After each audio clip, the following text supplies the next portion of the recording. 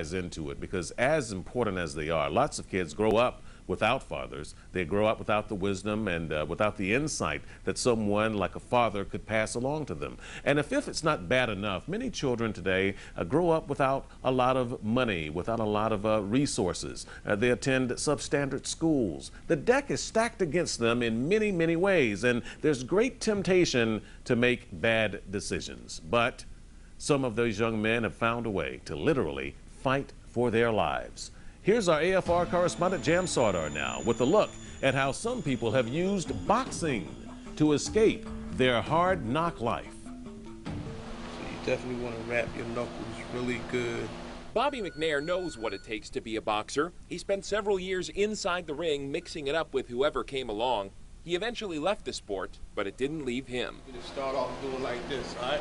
Now he spends his days outside the ring, teaching everything from jumping to jabbing to the next generation of fighters. Many of them looking for a way up, a way out of the poverty, peer pressure, and other problems that plague their young lives. I think a lot of kids come here to seek refuge from some of the things they probably can get in trouble for on the streets. It's a lesson learned by Fast Eddie Chambers. He grew up poor on the mean streets of Pittsburgh, where boxing helped him fight the temptations that KO'd many of his friends.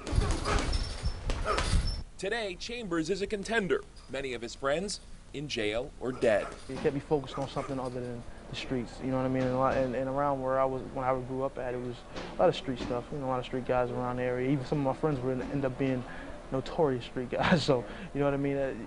By getting into boxing, it definitely kept me out of there. He's never been knocked out. This fight is over. Chambers hopes to end up like boxer Bernard Hopkins, but not to start like him. The executioner spent more than 4 years in prison for robbery. He cleaned up his act, got his GED, and started training, boxing his way to the middleweight champ, a title he held for more than a decade. Living proof, he says, that boxing can help anyone become a comeback kid. That itself is a blueprint that anybody, any culture, any religion, any person has what? A chance. A chance. Of course, few of the kids who ever strap on gloves will ever hoist a belt over their heads, but they don't need to become a champ or even turn pro for boxing to make a difference. It's the lessons they learn in this canvas-covered classroom: perseverance, dedication, hard work, lessons that make them champs at whatever they decide to do. That's why the best part of Bobby McNair's job isn't watching young boxers knock an opponent on their back. It's the surrogate sons who come back to thank him for helping them win in the great game of life.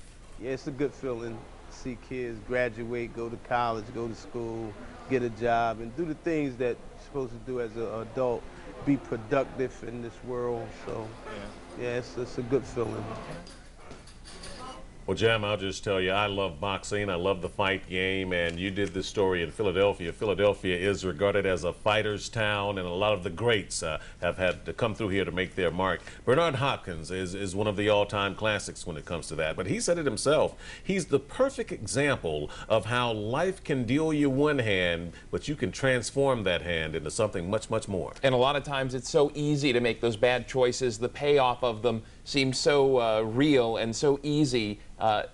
Just a couple of bad decisions can change your life entirely. Once you do, it's really hard to turn it around, and that's why if you can, make those right decisions ahead of time, get off on a good start, you're going to be much better off for it. And the gym gives them a couple of outlets there. One, it gives them something to do that keeps them off the street, and then it also puts them on a track that can become a career for them, and a very lucrative career. These boxers become multimillionaires. Obviously, many of them do, and but they're the good ones. But there are only a handful of champions, and part of what we're talking about, the point at the end of the story is, it's a classroom. You leave school. After school, what do you have to do? It's a time when most kids get into trouble. You go to the gym, you learn lessons there. You learn about hard work and perseverance and dedication.